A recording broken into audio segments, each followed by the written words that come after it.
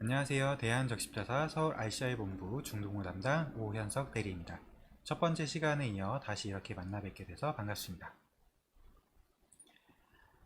네, 오늘은 첫 번째 시간에 이어서 두 번째로 사진 촬영과 관련된 교육을 진행해 볼까 합니다. 저희가 PPT를 준비했는데요. PPT 화면을 보면서 설명드리도록 하겠습니다. 네, 지금 보시는 것처럼 이제 사진 촬영 교육을 시작할 예정인데요. 협의 학생들 같은 경우에는 조금 의아하게 생각하실 수 있을 것 같아요. 왜 우리도 사진 촬영 교육을 받아야 하지? 라는 생각들을 하실 수 있을 것 같습니다. 저희가 이제 사진을 찍는 사람뿐만 아니라 사진을 찍히는 사람들도 사진이 어떤 과정을 통해서 찍히는지를 알면 우리가 어떤 식으로 행사를 준비해야 되는지 이런 부분들을 잘 이해할 수가 있습니다. 그래서 협의 학생들도 사진이 어떤 식으로 찍히는지 어떤 과정들을 거치는지 이런 부분들을 잘 알고 계시면 기자단 학생들이 사진을 찍는 데에 많은 도움을 주실 수가 있을 것 같아요. 한번 저희가 사진을 어떻게 찍어야 되는지에 대해서 한번 교육을 시작해 보도록 하겠습니다. 자, 먼저 저희가 좋은 사진이 무엇인지에 대해서 한번 좀 생각해 볼 필요가 있을 것 같습니다. 여러분들이 생각했을 때 좋은 사진이란 어떤 사진인가요? 네. 제가 지금 몇 컷 사진들을 좀 밑에 표시를 해놨는데요. 어떻게 좋은 사진인 것 같으세요? 네. 사진이라고 하는 것, 좋은 사진이라고 하는 것은 기준이 사람들마다 조금씩 다를 수 있어요. 그래서 내가 봤을 때는 아주 좋은 사진이라고 생각을 해도 다른 사람들이 봤을 때는 좀 사진이 별로인데? 라고 생각할 수도 있고, 내가 봤을 때는 좀 별로인 사진이지만 다른 사람들이 봤을 때는 끌리는 사진일 수도 있습니다. 그래서 내가 보는 관점에 따라서 이런 좋은 사진이라고 하는 것들은 다를 수 있다는 부분들을 좀 기억해 두시면 좋을 것 같아요. 사진이라고 하는 것은 사진을 찍는 사람의 생각을 표현하는 하나의 수단입니다. 그래서 내가 어떤 사진을 찍고자 하는가 하는 부분들을 잘 나타내는 사진이 좋은 사진이라고 할 수가 있을 것 같습니다. 그래서 저희가 조금 이따가 사진기를 조작하는 방법, 카메라를 조작하는 방법에 대해서 한번 알려드릴 건데요. 사진기를 조작하는 것은 내가 원하는 바를 내가 원하는 시기에 잘 표현할 수 있도록 하는 필수 요소다 라고 생각을 하시면 돼요. 그래서 내가 딱 원하는 순간에 내가 원하는 사진을 찍기 위해서 카메라 조작법 정도는 기본적으로 알고 있으면 좋다라는 부분들을 기억해 주시면 좋을 것 같습니다.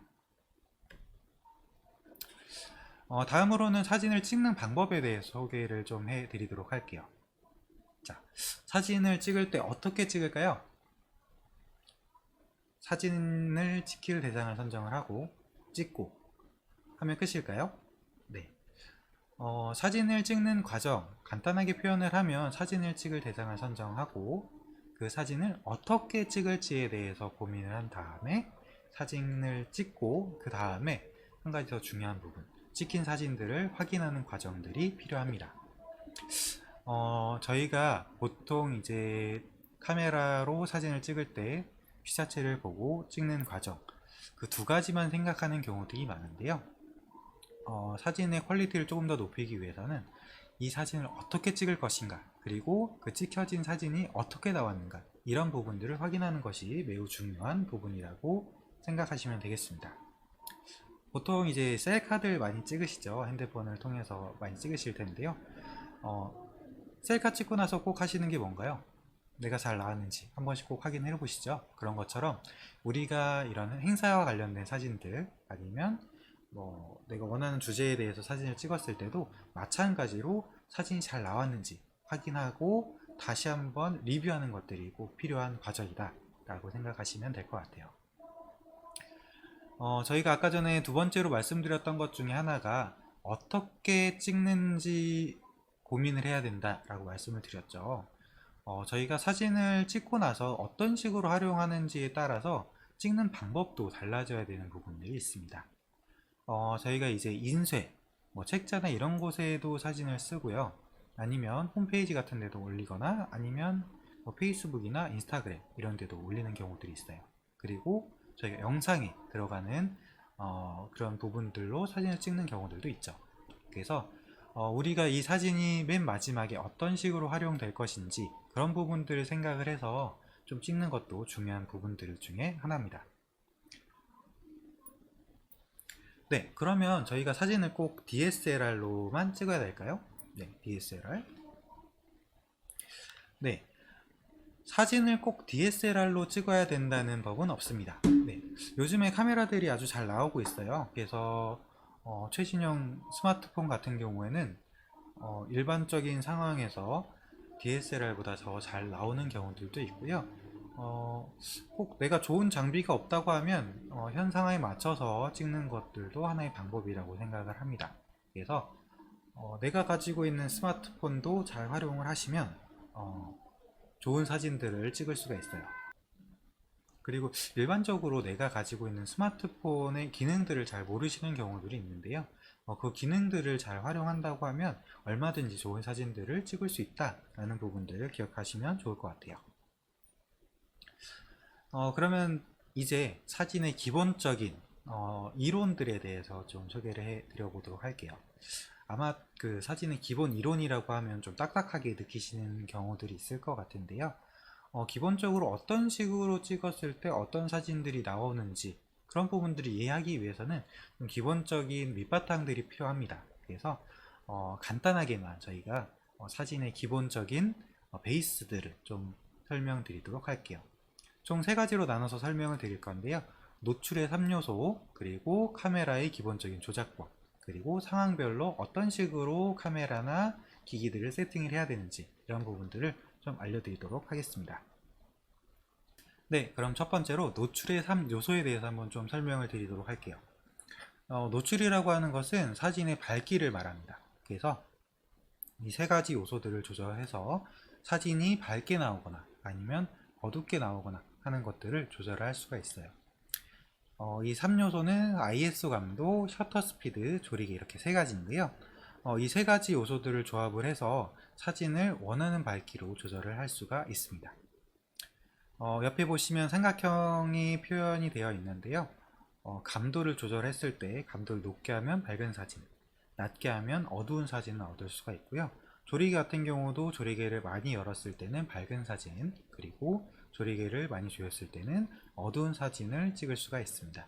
셔터 스피드 같은 경우에도 셔터 스피드가 느린 경우에는 밝은 사진이 나오고요. 셔터 스피드가 빠른 경우에는 어두운 사진이 나온다 라는 부분들을 알고 계시면 될 것 같아요. 그래서 이 3가지 요소들을 적절히 조합하는 것을 통해서 내가 원하는 사진들을 표현할 수가 있습니다. 한번 저희가 각각 요소들에 대해서 한번 설명을 드리도록 하겠습니다. 먼저 셔터 스피드에 대해서 안내해 드리도록 하겠습니다. 셔터 스피드는 말 그대로 셔터의 속도를 말해요. 그래서 셔터를 얼마나 오랜 시간 동안 개방을 하느냐, 이것을 저희가 셔터 스피드라고 합니다. 셔터 스피드 같은 경우에는 저희가 초로 표시를 하는데요. 1초, 2초, 3초, 길게는 30초, 그리고 짧은 시간으로 하면 2분의 1초, 4분의 1초, 60분의 1초, 2000분의 1초 이런 식으로 짧은 셔터 스피드를 이용하기도 합니다.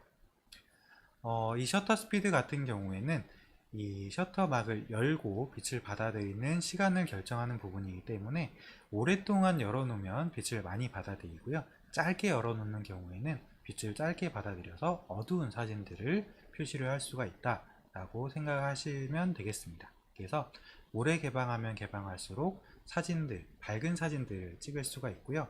대신에 오랜 시간 동안 개방을 하면 이 사진들이 흔들릴 수 있다는 그런 단점들도 같이 가지고 있다고 생각을 하시면 되겠습니다. 저희가 밑에 보시면 사진 2가지가 있는데요. 저희가 한번 이 사진들을 보면서 좀 더 설명을 해 보도록 할게요. 먼저 첫 번째 사진입니다. 이 사진 같은 경우에는 느린 셔터 스피드로 찍은 사진이에요. 보시면 이 주변의 사람들의 잔상 같은 것들을 보실 수가 있는데요. 어두운 밤에 찍은 사진임에도 불구하고 셔터 스피드를 길게 함으로써 밝은 사진들을 얻을 수 있는 반면에 이런 사람들, 움직이는 사람들 같은 경우에는 이런 잔상들이 남는 그런 모습들을 보실 수가 있을 것 같습니다. 그래서 느린 셔터 스피드를 사용하는 경우들은 어두운 곳에서 사진을 찍는 경우, 아니면 궤적 같은 것들, 어두운 밤에 차량들의 이런 빛 궤적 같은 것들을 찍는 경우에는 이런 식으로 느린 셔터 스피드를 사용하기도 합니다. 두 번째 사진을 한번 좀 보여드리도록 할게요. 두 번째 사진은 빠른 셔터 스피드를 이용한 사진입니다. 옆에 보시면 파도로 인해서 물보라가 치는 모습들이 찍힌 것들을 보실 수가 있는데요. 빠른 셔터 스피드를 이용해서 이 파도가 친 모습을 찰나를 포착한 그런 모습들을 보실 수가 있을 겁니다. 그런 식으로 저희가 만약에 빨리 움직이는 사진에 정지 화면을 얻고자 하는 경우에는 빠른 셔터 스피드를 이용하시면 이런 식으로 사진을 얻을 수 있다는 부분들을 알고 계시면 되겠습니다. 두 번째로는 ISO 감도예요. 감도라고 하는 것은 얼마나 빛에 대해서 민감하게 반응을 하는가를 말합니다. 그래서 저희가 보통 이제 감도 표시는 ISO로 표현을 하고요. ISO 수치가 높으면 높을수록 높은 감도라고 표현을 하고 있습니다. 그래서 감도가 높으면 높을수록 밝은 사진을 찍을 수가 있는데요. 대신에 감도가 높으면 노이즈가 발생할 수가 있어요. 좀 지글지글 거리는 그런 모습들을 보실 수가 있는데요. 대신에 ISO 감도를 낮추면 낮출수록 좋은 화질의 사진들을 찍을 수가 있습니다. 한번 이것도 사진들을 통해서 좀 더 보여드리도록 하겠습니다. 첫 번째 사진을 보시면 이거는 높은 감도로 찍은 사진이거든요. 이 사진은 이제 매우 어두운 장소에서 찍은 사진임에도 불구하고 보시면 그래도 꽤 밝은 이미지인 것을 알 수가 있어요. 그래서 아주 어두운 곳에서는 높은 ISO 감도를 이용해서 일정 이상의 밝기로 사진을 촬영할 수 있다라는 부분들을 알고 계시면 되겠습니다. 대신에 잘 보이실지 모르겠는데 이 밑에 부분들, 사람들이 서 있는 이런 부분들 같은 경우에는 확대해서 보시면 좀 자글자글한 노이즈가 발생한 것들을 알 수가 있어요.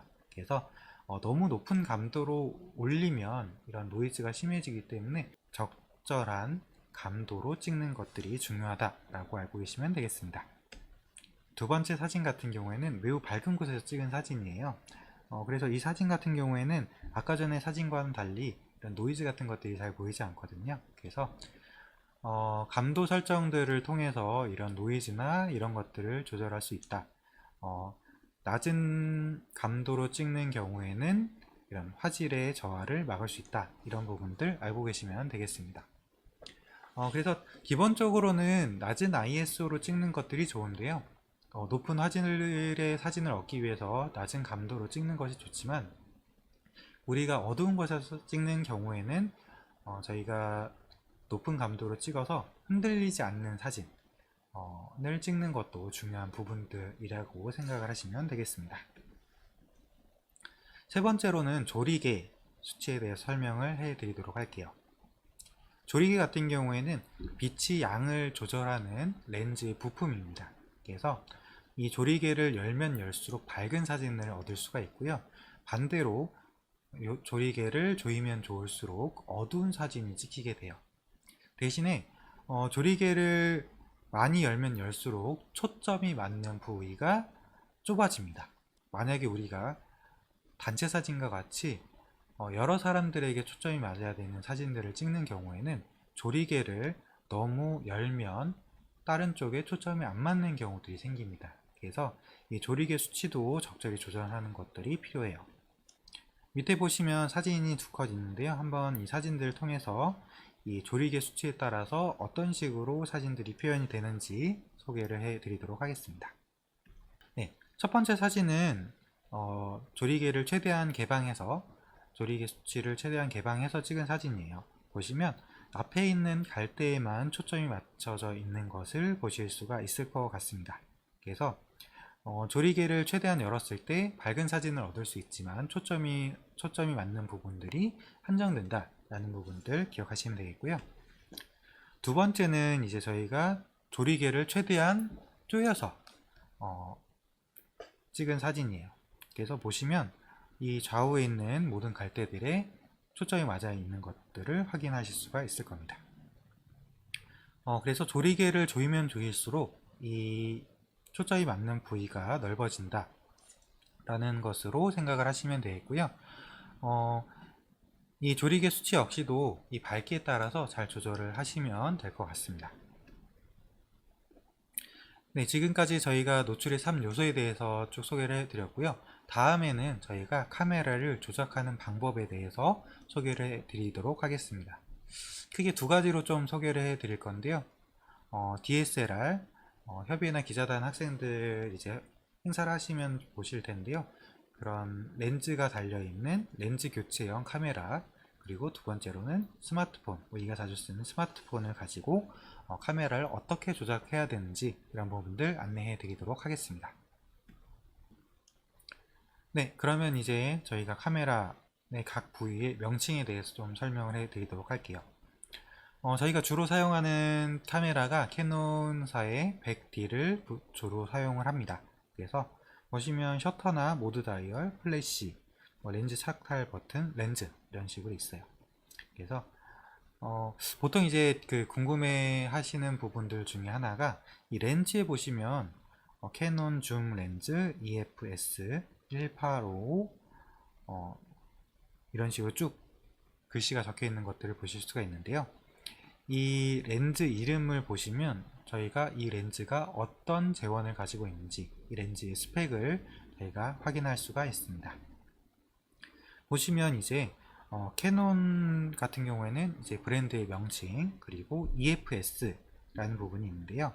이 EFS라고 하는 것은 크롬용 카메라 렌즈를 표시를 하는 거예요.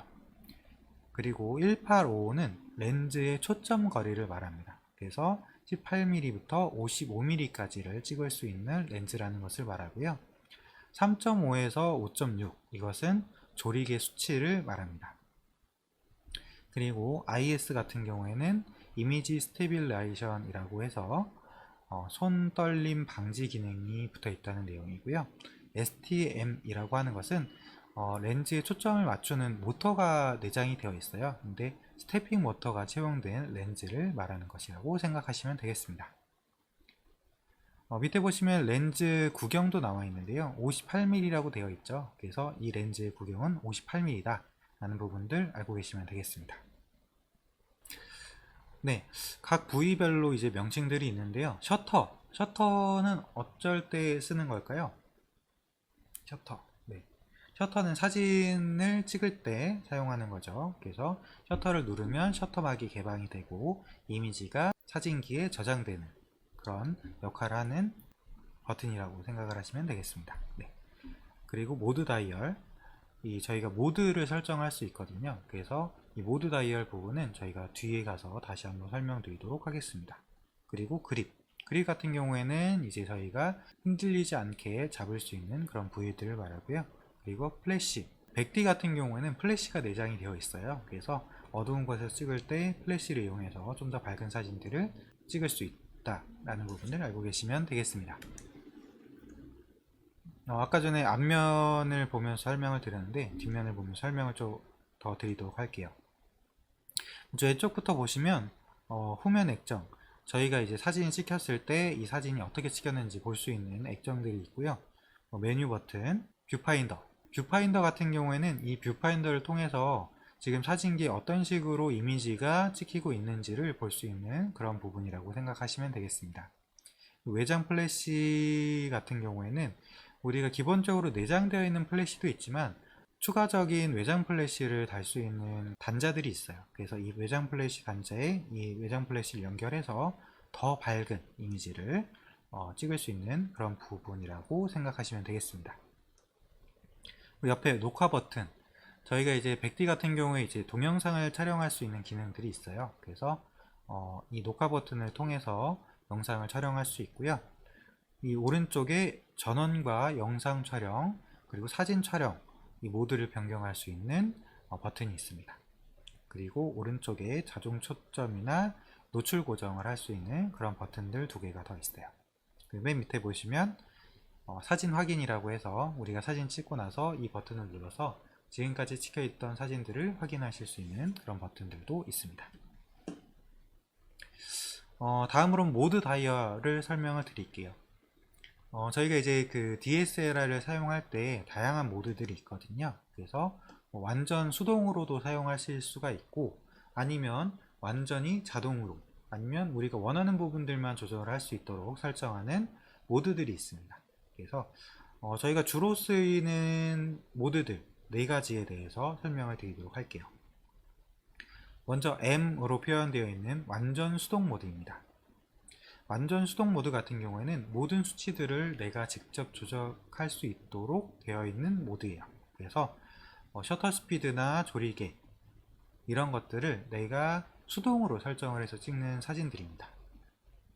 그리고 두 번째로 조리개 우선 모드는 우선 모드라고 하는 것은 그 부분들만 내가 설정을 하겠다라는 것을 의미해요. 그래서 조리개 우선 모드 같은 경우에는 내가 조리개만 설정을 하는 거고요. 셔터 스피드 우선 모드, 셔터 스피드 우선 모드 같은 경우에는 셔터 스피드만 내가 조절을 하겠다.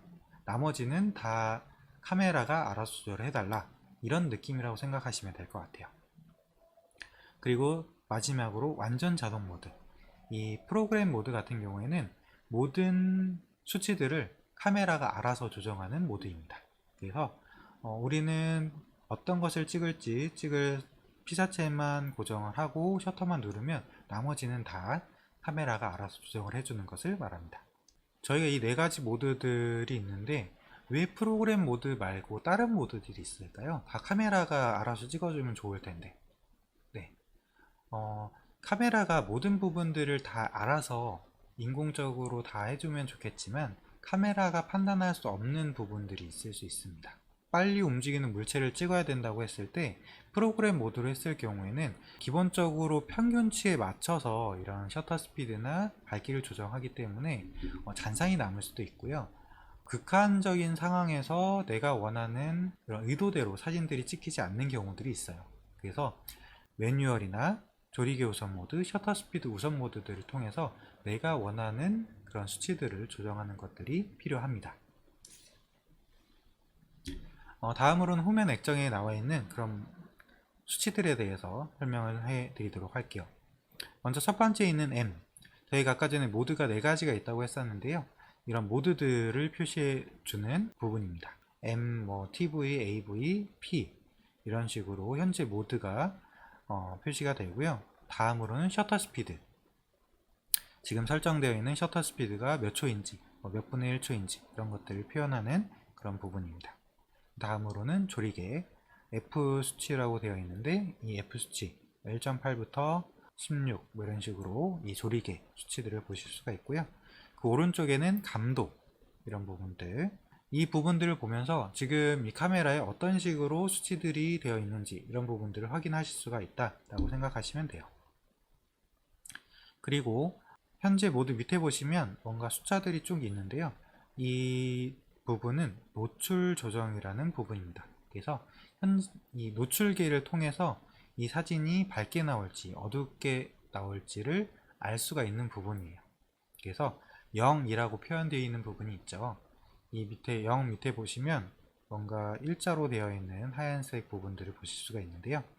이 0 밑에 가 있을 때가 정상적인 노출치라고 생각을 하시면 되겠습니다. 그래서 일반적으로 사진을 찍을 때는 이 0 밑에 이 하얀색 막대가 가 있는지를 확인을 하시고 찍으시면 돼요. 이 하얀색 막대가 플러스 쪽으로 가 있을 때는 사진이 밝게 나온다는 것을 말하고요. 마이너스 쪽으로 가 있을 때는 사진이 어둡게 나온다라는 것을 말한다고 생각하시면 됩니다. 그래서 노출계를 보시고 이 셔터 스피드나 조리개나 감도 이런 것들을 조절해서 내가 원하는 밝기의 사진들을 찍으시면 되겠습니다. 밑에 보시면 K라고 되어 있는 부분은 화이트 밸런스를 표현하는 부분인데요.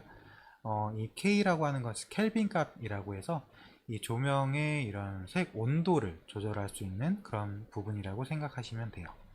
저희가 이제 보통 오토로 놓고 찍고요. 저희가 좀 특수한 경우들이 있다 하는 경우에는 이 켈빈 수치를 이동해서 저희가 원하는 색으로 표현을 하실 수가 있습니다. 옆에 보시면 뭐 화질 이런 부분들이 있는데요. 지금 설정되어 있는 화질 같은 것들도 확인을 하실 수가 있습니다. 저희가 아까 노출계에 대해서 좀 설명을 드렸는데요. 이 하얀색 막대가 있는 곳에 따라서 노출이 적정한지 아니면 밝게 나오는지 어둡게 나오는지를 알 수 있다고 말씀을 드렸어요. 그래서 플러스로 갈수록 노출이 오버되는 밝게 나오는 부분들이고 마이너스로 갈수록 노출이 어두운 노출 언더로 표시가 된다는 부분들 말씀을 드렸습니다. 네, 주의해야 될 점 중에 하나가 저희가 의도적으로 좀 밝게 표현을 하거나 어둡게 표현하는 경우들이 있어요. 카메라 같은 경우에는 회색을 저희가 적정 노출로 판단을 하거든요. 그래서 하얀색을 찍거나 아니면 검은색이 많이 표시되어 있는 피사체를 찍는 경우에 우리가 보는 사진과 달리 더 밝게 판단을 하거나 더 어둡게 판단을 하는 경우들이 있어요. 그래서 저희가 눈 덮인 설원 같은 것들을 찍을 경우에는 의도적으로 노출 오버 쪽으로 맞추고 사진을 찍는다거나, 아니면 검은색 화면들이 많이 표시되어 있는 사진을 찍는 경우에는 노출 언더로 표시를 하고 사진을 찍는 것들이 필요합니다. 다음으로는 이제 렌즈 부분별 명칭에 대해서 소개를 해 드리도록 할게요. 렌즈는 보시면 포커스링, 줌링, 초점거리 표시, 오토포커스 온오프, 손떨림 방지 온오프 이런 식으로 표시가 되어 있는데요. 포커스링이라고 하는 것은 우리가 초점을 맞추는 링을 말해요. 그래서 보통 이제 자동으로 사용하는 경우들도 많지만 저희가 수동으로 사용할 때는 이 포커스링을 조절해서 이 초점이 맞는 부위를 조절할 수가 있습니다. 그리고 줌링 같은 경우에는 줌을 당기거나 아니면 더 넓게 촬영을 하거나 하는 부분들이고요. 뒤에 보시면 초점거리 표시라는 부분이 있는데요. 이 초점거리 18mm로 했을 때는 더 넓은 화각으로 찍을 수가 있고 55mm로 했을 때는 좀 더 좁은 화각으로 사진을 찍을 수가 있습니다. 그래서 이런 줌을 조정하는 그런 부분들이라고 생각을 하시면 될 것 같아요. 이 초점거리 표시라는 부분들 옆에 조금 밑에 보시면 하얀색 막대가 있을 텐데요. 이 하얀색 막대에 해당되는 초점거리에 지금 렌즈가 되어 있다라는 부분들로 알고 계시면 될 것 같아요. 옆에 보시면 오토포커스와 손떨림 방지 부분이 있는데요. 오토포커스 같은 경우에는 저희가 이제 사진을 찍을 때 셔터를 약간 누르면 이제 자동으로 이 초점들을 맞춰줍니다. 그래서 그렇게 자동으로 카메라가 포커스를 맞춰주는 것을 저희가 오토포커싱이라고 하고요. 이 오토포커싱을 렌즈에서 끄거나 킬 수가 있어요. 그 버튼이 이 오토포커스 온 오프라고 보시면 되겠습니다. 그래서 AF와 MF가 있는데 AF는 오토포커스, MF는 매뉴얼 포커스라고 해서 MF로 설정을 했을 때는 내가 직접 포커스 링을 돌려서 초점을 맞출 수가 있는 그런 부분이라고 생각하시면 되겠습니다.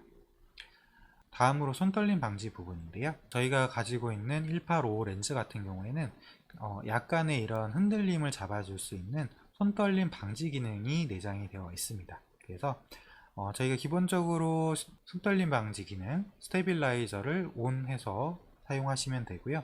저희가 뭐 삼각대에 올려놓고 쓰거나 할 때는 오프로 놓고 사진을 찍으시면 되겠습니다. 손떨림 방지를 오프로 하는 이유는 저희가 이제 삼각대 같은 고정된 곳에 카메라를 올려놓고 찍는 경우에 이 손떨림 방지를 켜놨을 때 좀 의도치 않게 다른 사진들이 찍히는 경우들이 있어요. 그래서 그런 부분들 신경 써서 해주시면 될 것 같습니다. 네. 저희가 아까 전에 초점거리에 대해서도 한번 말씀을 드렸는데요. 저희가 가지고 있는 이 렌즈들 185 이 수치에 대해서 조금 설명을 해 드리도록 할게요. 아까 전에 저희가 초점거리 18mm로 했을 때는 넓은 화각으로 촬영을 할 수가 있다고 했고 55mm로 했을 때는 좁은 화각으로 촬영을 할 수 있다고 설명을 드렸습니다. 그래서 좀 구별이 잘 안 갈 것 같아서 좀 더 좀 양극단에 있는 사진들을 좀 갖고 왔는데요. 12mm로 찍었을 때 그리고 300mm로 찍었을 때 이런 부분들을 좀 비교해서 보여드리도록 할게요. 이 줌링을 조절하면 아까 전에 초점거리를 조정할 수 있다고 했었죠. 그래서 초점거리 12mm와 300mm로 했을 때 어떤 차이가 있는지 한번 비교해서 보도록 하겠습니다. 네, 지금 이게 12mm로 찍은 사진이에요. 보시면 롯데월드 타워를 찍은 사진인데요. 주변에 강이나 아니면 주변에 건물들이 많이 표현된 것들을 보실 수가 있을 것 같습니다. 그래서 이 초점거리가 짧아지면 짧아질수록 넓은 화각으로 찍을 수가 있고요. 더 많은 것을 담을 수가 있어요. 그래서 주변의 다른 모습들까지도 다 담을 수가 있다 라는 부분들 알고 계시면 좋을 것 같고요. 반대로 300mm 사진 같은 경우에는 아주 좁은 영역의 사진을 담을 수가 있어요. 그래서 우리가 보통 줌을 한다고 하죠. 그래서 좁은 화면이지만 세밀한 이런 모습들을 찍을 수가 있다는 부분들을 알고 계시면 되겠습니다. 처음에 사진과 똑같은 롯데월드 타워를 똑같은 장소에서 찍은 사진이에요. 그래서 보시면 아시겠지만 영역들을 좀 구분해서 보실 수가 있을 것 같아요.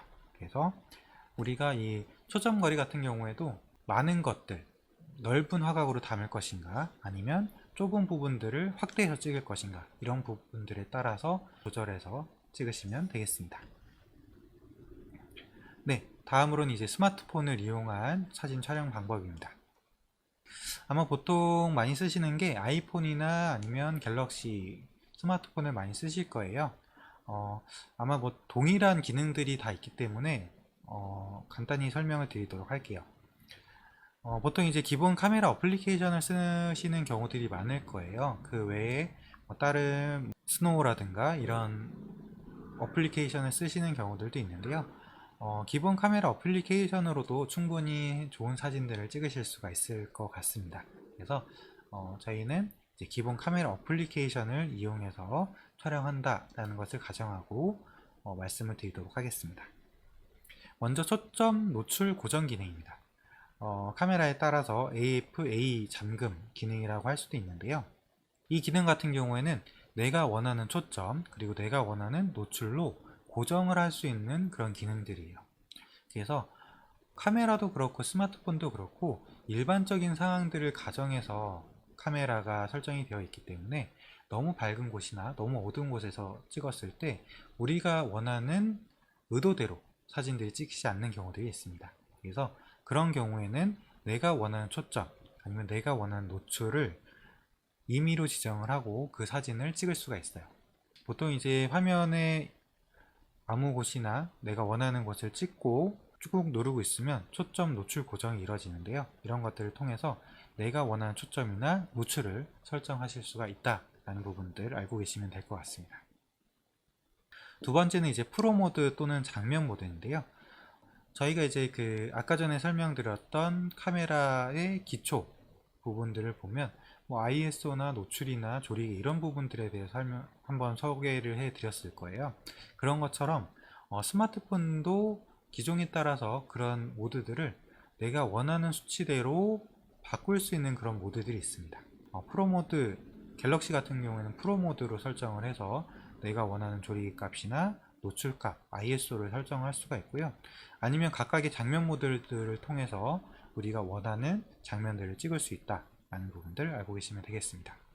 그리고 모드들 보면 뭐 접사 모드 이런 것들도 있고 아웃포커싱이 되는 그런 모드들 같은 것들을 설정해서 내가 주된 피사체를 놔두고 나머지는 다 아웃포커싱을 시킨다거나 하는 그런 설정을 하실 수도 있어요. 그래서 각각의 장면 모드, 각각의 모드별로 어떤 특성들을 갖고 있는지 한번 꼭 살펴보시면 좋을 것 같습니다. 다음으로 중요한 부분들 중에 하나가 렌즈를 닦고 촬영하는 것들, 이게 가장 중요한 부분들 중에 하나입니다. 가끔씩 이제 뿌옇게 나오는 경우도 있죠. 사진기로 사진을 찍었는데 뿌옇게 나오는 경우에 렌즈의 뒷면을 좀 닦고 촬영해 주시면 좋아요. 스마트폰의 렌즈가 뒤편에 달려 있기 때문에 렌즈에 지문이 묻거나 이물질이 묻어서 빛 번짐이 발생하는 경우들이 많습니다. 최대한 이 렌즈를 깨끗하게 유지하는 것이 좋은 화질을 얻는 데 중요한 부분이거든요. 그래서 꼭 사진을 촬영하기 전에 렌즈를 한번 닦고 촬영을 해주시면 좋은 화질의 사진들을 촬영하실 수가 있을 것 같습니다. 다음으로는 플래시인데요. 웬만한 경우에는 플래시는 끄고 촬영을 하시는 것이 좋습니다. 저희가 스마트폰에 내장되어 있는 플래시 같은 경우에는 저희가 조절할 수 있는 부분들이 많지 않아요. 그래서 되도록이면 플래시를 끄고 찍는 것이 좀 더 내가 원하는 사진을 찍는 데 도움이 될 것 같아요. 플래시를 켜고 찍었을 때 동굴 현상이라고 해서 사람을 찍었을 때 사람의 얼굴은 하얀데 뒤는 어두운 그런 경우들을 많이 보셨을 거예요. 그런 식으로 사진들이 찍히기 때문에 되도록이면 플래시는 끄고 찍는 것이 좋고요. 상황에 따라서 플래시를 꼭 켜야 되는 경우들이 있을 수도 있습니다. 어두워서 아무런 사진들이 찍히지 않는 경우, 이런 경우에는 플래시를 켜고 찍되 나머지 경우에는 플래시를 끄고 찍는 것이 좀 더 좋은 사진들을 얻을 수 있는 방법 중에 하나일 것 같습니다. 다음으로는 흔들리지 않도록 잘 잡고 찍기인데요.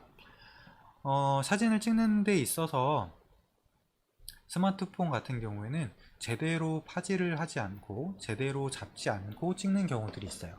그래서 그런 경우에는 사진이 흔들릴 수 있는 가능성이 높습니다. 되도록이면 카메라를 두 손으로 잡고 찍는 것이 가장 좋고요. 카메라를 잡는 데 있어서도 최대한 몸과 밀착을 시켜서 카메라가 흔들리지 않도록 하시면 흔들리지 않는 사진을 찍는 데 도움이 될 수 있습니다. 다음으로는 각도와 조명 방향 생각하기입니다. 여기 듣고 계시는 분들도 보시면 이런 각도와 조명 많이 잘 알고 계실 거예요. 얼짱 각도 몇 도죠? 네, 우측 상단 45도, 아니면 조명 방향, 이런 것들 잘 생각해서 보통 사진들 찍으시잖아요. 그런 것처럼 셀카뿐만이 아니라 우리가 행사의 사진들 이런 것들을 찍을 때도 이런 각도랑 조명 방향을 잘 생각해서 찍으시는 것들이 필요합니다. 저희가 보통 그 행사장에서 사진을 찍는 경우에 중간에서 찍지 않고 오른쪽이나 왼쪽에 치우쳐서 찍는 경우들도 있어요. 중간에 가기가 어려운 경우라든가 이런 경우에 저희가 이제 그 치우친 곳에서 찍는 경우들도 있는데요. 그런 경우에도 이런 각도들을 좀 잘 조정하는 것들이 필요합니다. 있는 곳에서 보이는 대로만 찍는 것이 아니라 우리가 어떤 이미지를 줄 것인가, 어떤 분위기를 줄 것인가에 따라서 이런 각도나 아니면 조명 방향, 우리가 조명이 뒤에서 비추느냐 아니면 앞에서 비추느냐, 이런 것들도 중요한 부분이거든요. 그래서 그런 각도와 조명 방향도 생각을 해서 사진을 찍으시면 좋은 사진을 찍으실 수 있을 것 같습니다.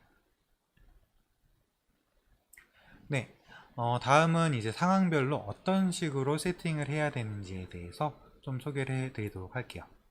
첫 번째로 어두운 곳에서의 행사입니다. 저희가 이제 문화관에서 행사들을 많이 하죠. 문화관 같은 경우에는 프로젝터 같은 것들도 쓰고, 프로젝터를 쓸 때는 다른 조명들을 다 끄고 행사를 하기 때문에 상당히 어둡습니다.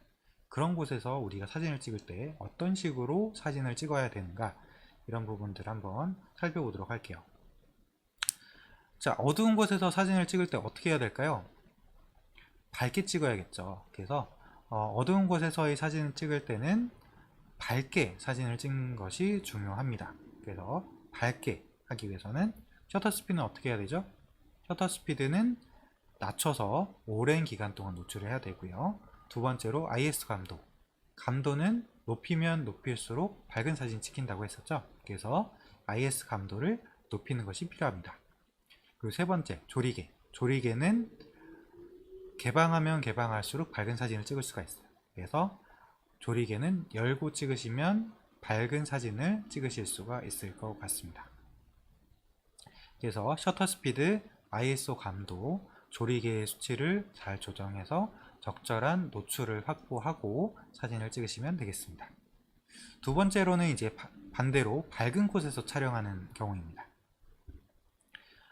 저희가 이제 응급처치법 경연대회나 아니면 자원봉사 페스티벌, 이런 것은 이제 밝은 야외에서 촬영하는 부분들인데요. 밝은 곳에서 찍을 때는 어떻게 해야 될까요? 좀 사진을 어둡게 적정 노출로 찍을 수 있어야겠죠. 그래서 밝은 야외에서 찍는 경우에는 셔터 스피드는 빠르게 해서 노출되는 시간을 줄이고, IS 감도는 최대한 낮추고, 마지막으로 조리개 수치 같은 경우에는 최대한 조여서 적정 노출을 확보할 수 있도록 사진을 찍으시면 되겠습니다. 세 번째는 이제 빨리 움직이는 단원들을 찍고 싶을 때 어떻게 설정을 해야 되는지 설명을 좀 드리도록 할게요. 저희가 이제 빠른 사람들, 그러니까 빨리 움직이는 물체를 찍을 때는 어떤 게 가장 중요할까요? 저희가 이 아까 설명을 드릴 때 셔터 스피드를 빨리 하면 빨리 할수록 이렇게 찰나의 순간을 포착할 수 있다고 말씀을 드렸죠. 그래서 움직이는 단원들을 촬영할 경우에는 이 셔터 스피드를 빨리 하는 것이 필요합니다. 그래서 우리가 이제 프로그램 모드 외에 이제 TV라고 해서 셔터 스피드 우선 모드라는 게 있다고 말씀을 드렸죠. 그래서 TV로 설정을 하거나 매뉴얼 모드로 설정을 해서 내가 셔터 스피드를 최대한 빨리 설정을 하고 사진을 찍는 것이 중요해요. 그리고 만약에 우리가 차량들이나 아니면 일정한 방향으로 움직이는 사진들, 일정한 방향으로 움직이는 피사체를 찍는다고 할 경우에는 그 움직이는 방향에 맞춰서 사진기를 돌려주시면 내가 그 피사체에 맞춰서 사진들을 찍을 수가 있어요. 보통 패닝이라고 하는데요. 그런 식으로 내가 그 움직이는 물체에 포커싱을 맞추고 이렇게 사진들을 찍을 수가 있는 그런 방법들이 있습니다. 네 번째로는 이제 단체 사진을 촬영할 때 어떤 식으로 촬영을 해야 되느냐. 단체 사진 같은 경우에는 여러 사람들이 나오죠. 근데 만약에 가운데 한 사람만 초점이 맞추면 될까요? 그러면 다른 사람들이 좀 실망을 하겠죠. 그래서 단체 사진을 촬영하는 경우에는 최대한 많은 사람들의 초점이 맞는 것들이 중요합니다.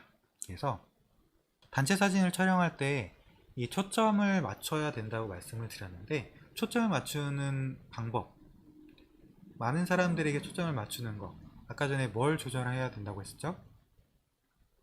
그렇죠. 조리개를 조절을 하면 포커싱을 여러 군데에 맞출 수 있다고 말씀을 드렸어요. 그래서 가장 중요한 것은 조리개입니다. 그래서 조리개를 최대한 조여서 이 사람들에게 초점을 맞추는 것들이 필요하고요. 이 조리개를 조이면 어두운 사진이 나온다고 했었잖아요. 그래서 그것에 맞춰서 셔터 스피드나 ISO 감도도 조절을 해 주시면 될 것 같아요. 자, 이제 반대로 한 주제, 이제 우리가 단체 사진을 촬영할 때는 여러 사람들의 포커싱을 맞춰야 됐지만, 내가 인물 사진, 내가 뭔가 집중하고 있는 단원 한 명의 모습을 찍는다 하는 경우에는 그 사람에게만 초점이 맞춰야겠죠. 그래서 이번에는 반대로 이 사람에게 초점을 맞추기 위해서 조리개를 최대한 열어서 아웃포커싱, 이제 앞에 있는 피사체에만 초점이 맞고 뒤에는 뿌옇게 처리되는 것을 저희가 아웃포커싱이라고 하는데요. 조리개를 조절해서 그런 식으로 표현을 하면 좋을 것 같습니다. 그리고 아웃포커싱을 하는 한 가지 방법이 더 있는데요. 초점거리가 멀면 멀수록 아웃포커싱이 잘 일어나요. 이것에 대해서 설명을 하려면 좀 복잡하기 때문에 간단히 그냥 멀리서 망원으로 당겼을 때 아웃포커싱이 더 잘 일어난다 정도로 이해를 하시면 될 것 같습니다. 자, 마지막으로 이제 사진이 흔들릴 때 어떤 식으로 세팅을 해야 되느냐 라는 부분들 좀 말씀을 드리도록 하겠습니다. 저희가 이제 사진을 찍으면서 자주 발생하는 상황 중에 하나예요. 이제 저희가 문화관에서 사진을 찍을 때 사진들이 많이 흔들립니다. 왜 사진이 흔들릴까요? 사진이 흔들리는 여러 가지 경우들이 있을 수 있는데, 내가 카메라를 제대로 지지하지 못하고 있을 때 사진이 흔들릴 수도 있고요. 또 한 가지 가능성은 셔터 스피드가 매우 느려서 이런 손떨림이 그대로 사진기에 전달되는 경우들이 있어요. 그래서 셔터 스피드를 꼭 일정 수치 이상으로 조절하는 것이 필요합니다. 그래서 아무리 어두운 곳에서 찍는다고 할지라도 우리가 흔들리지 않는 사진들을 얻고자 한다고 하면 최대한 60분의 1초 이상으로는 셔터 스피드를 설정하시는 것들이 필요해요. 보통은 이제 초점거리에 따라서 이 셔터 스피드를 조절을 합니다.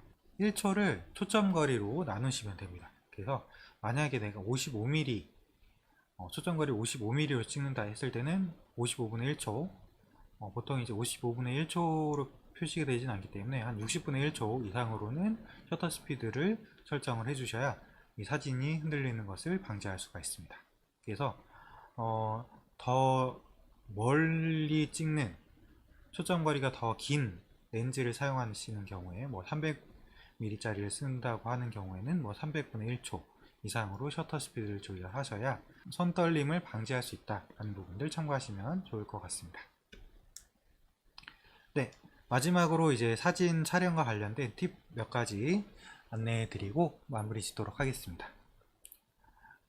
사진을 찍을 때 가장 중요한 부분들은 우리가 이 사진들이 어디 쓰일지를 생각하는 것이라고 했었어요. 그래서 저희가 이제 웹에도 쓰지만 저희가 인쇄물에도 쓸 수가 있거든요. 그래서 어디 쓰일지 모르기 때문에 저희가 화질은 최대한 좋게 설정하는 것이 필요합니다. 저희가 화질을 좋게 설정한 것을 나중에 용량 문제나 이런 것들로 해서 줄일 수는 있지만 저희가 저화질로 찍은 사진을 고화질로 바꿀 수 있는 방법은 없어요.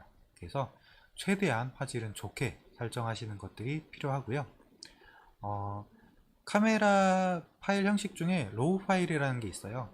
이 로우 파일이라고 하는 것은 최대한 압축을 안 하고 사진을 찍는 것을 말하거든요. 그래서 압축으로 인해서 손실되는 이런 화질들을 줄일 수 있기 때문에 최대한 이런 로우 파일들로 설정을 하거나 아니면 로우 파일들을 활용하기 어려운 경우에는 최대한 좋은 화질로 설정을 하고 사진을 찍으시면 좋을 것 같습니다.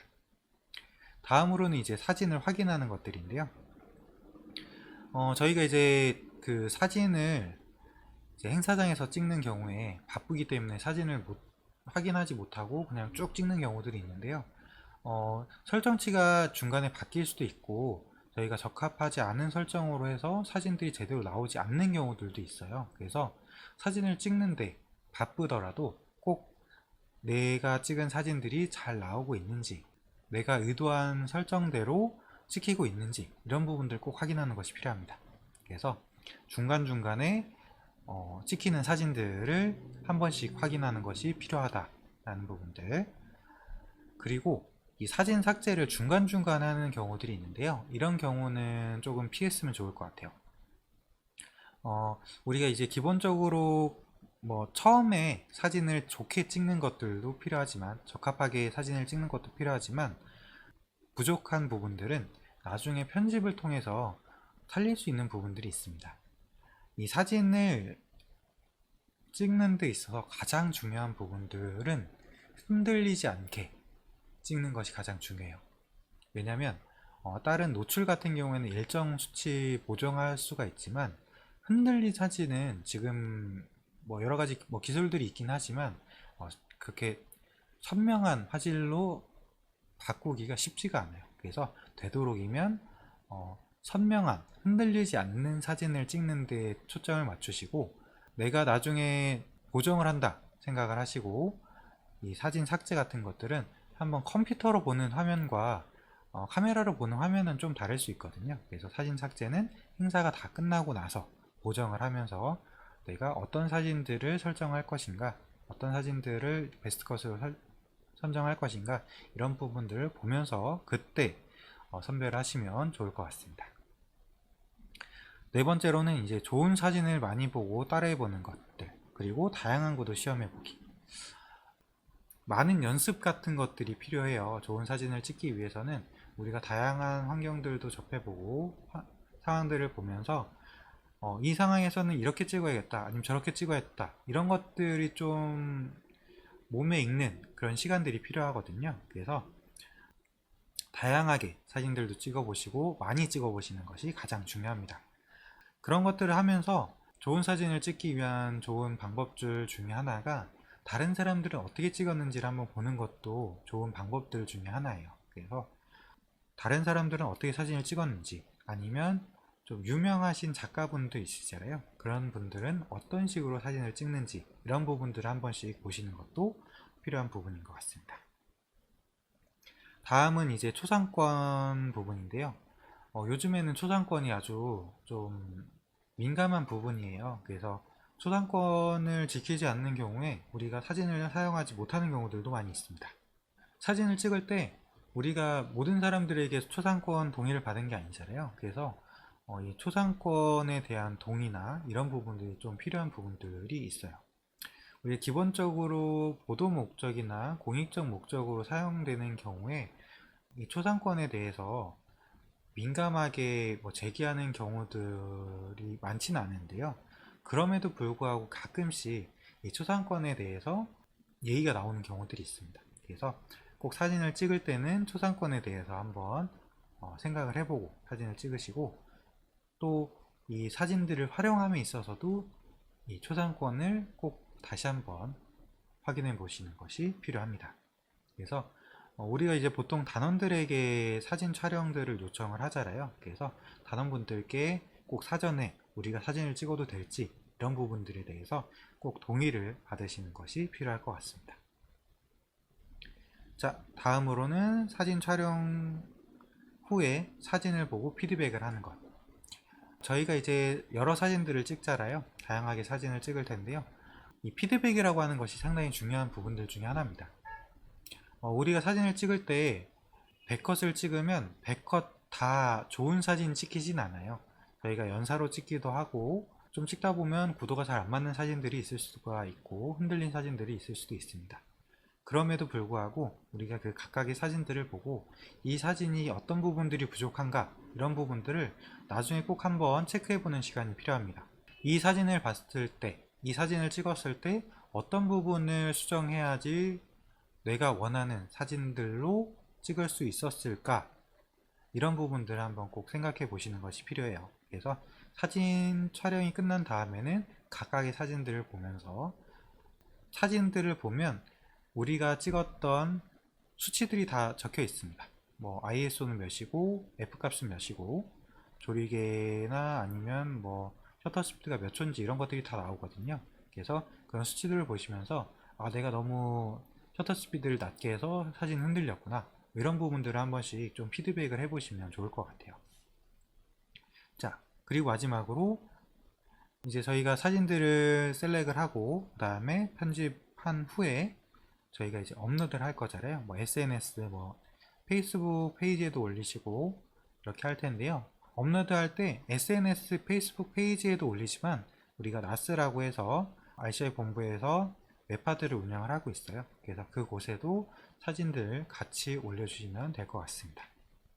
저희가 이 사진들을 한 곳에 모아서 관리를 하는 이유는, 우리가 나중에 이런 사진들을 모아서 연말에 이런 사진들을 활용을 해요. 본인들만 사진을 갖고 있으면 활용도가 떨어지겠죠. 다른 사람들이 활용할 수 있도록 저희가 나스를 통해서 일괄적으로 관리를 하고 있습니다. 다른 사람들, 뭐 다른 기자단 단원들이 될 수도 있겠고, 아니면 협의 학생들이나 아니면 본부 쪽에서도 활용을 할 수 있기 때문에 그런 사진들을 꼭 나스나 이런 곳에 올려주시기를 부탁을 드리도록 하겠습니다. 지금까지 사진 촬영과 관련된 기본적 지식과 상황별 팁에 대해서 소개를 해드렸습니다. 어떻게 도움이 되신 것 같나요? 아마 처음에 사진을 찍으시면 내가 원하는 대로 사진들이 나오진 않을 것 같아요. 그래서 내가 원하는 대로 사진을 찍기 위해서는 다양하게 좀 연습하시는 것들이 필요할 것 같습니다. 다양한 상황에서 다양하게 좀 시도를 해보시면 좋을 것 같아요. 만약에 사진을 찍으시면서 모르는 부분들이나 궁금하신 부분도 있으면 언제든지 저에게 알려주시면 자세하게 답변 드리도록 하겠습니다. 지금까지 사진 촬영과 관련된 교육을 진행했던 RCI 본부 오현석 대리였습니다. 다음에 또 만나 뵙도록 하겠습니다.